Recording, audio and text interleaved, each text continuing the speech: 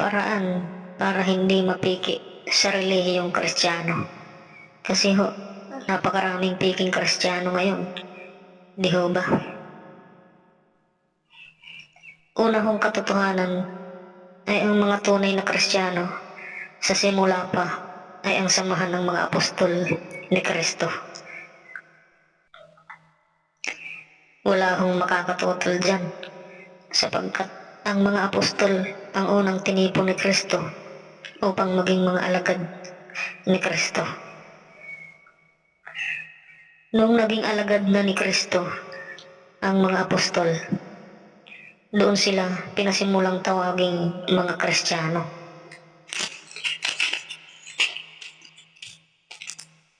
Basahin po natin ang Gawa 11:26. At nang siya'y kanyang masumpungan, ay kanyang dinala siya sa Antioquia. At nangyari na sa buong 1 taon sila'y nakisama sa iglesia at nagsipagturo sa maraming tao. At ang mga alagad ay pinasimulang tawaging mga Kristiyano sa Antioquia. Yan pang maliwanag.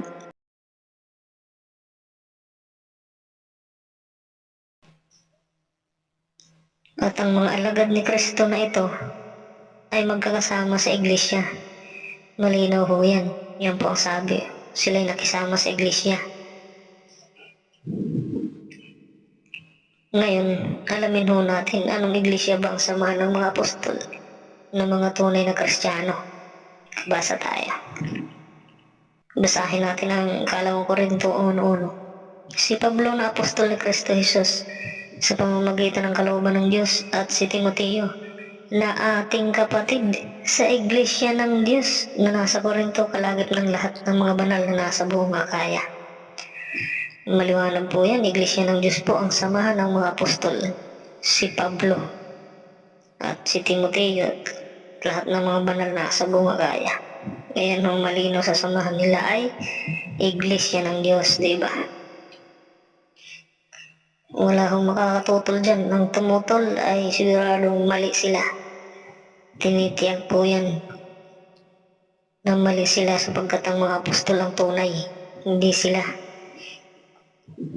Samahan ng mga apostol ay iglesia ng Diyos talaga yan, mga kaibigan. Ngayon marami nagtayo ng relihiyon.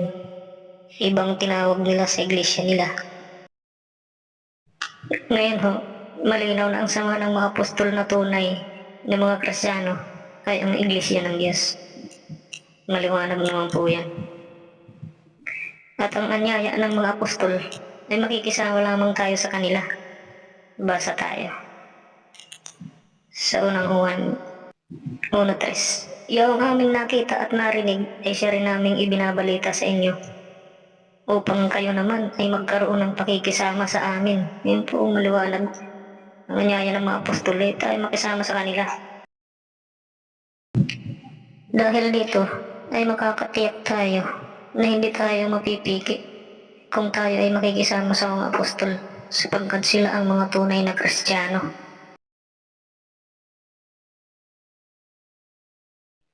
Kaming MCGI ay nakakatiyak na tunay na Kristiyano kami, sapagkat kami ay nakisama sa samahan ng mga apostol. Hindi ho nagtayo si Brother Riley ng sarili. Kaya nga po ang tawag sa amin member sa Church of God International Kasi po, yung Church of God yun ay samahan ng mga apostol. At ang anyaya nila ay makikisama tayo sa kanila. Kaya yun ang ginawa namin. Nakisama sa samahan nila na iglesia ng Diyos. Yun pang maliwanag. Sapagkat ang mga apostol ang inutusan ng Panginoong Jesucristo para gumawa ng mga alagad sa lahat ng mga bansa. Kami, naging alagad, nakisama sa kanila na yun. Hindi ba? Tunay kami mga Kristiyano. Hindi kami piki.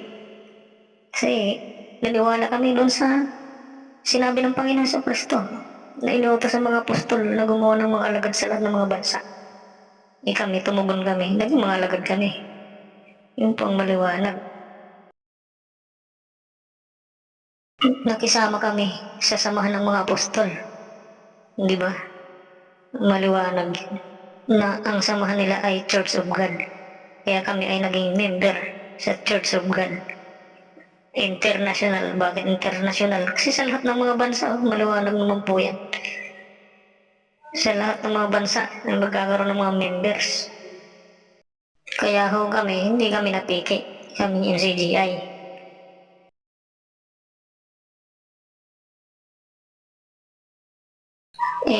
Kayo mga kaibigan, anong church ba ang kinaliban nyo? Yung bang church ng mga apostol? O tayo lang ng pastor mo? Doon kayo napiki. Dahil hindi Church of God ang sinamahan nyo, nasamahan ng mga apostol.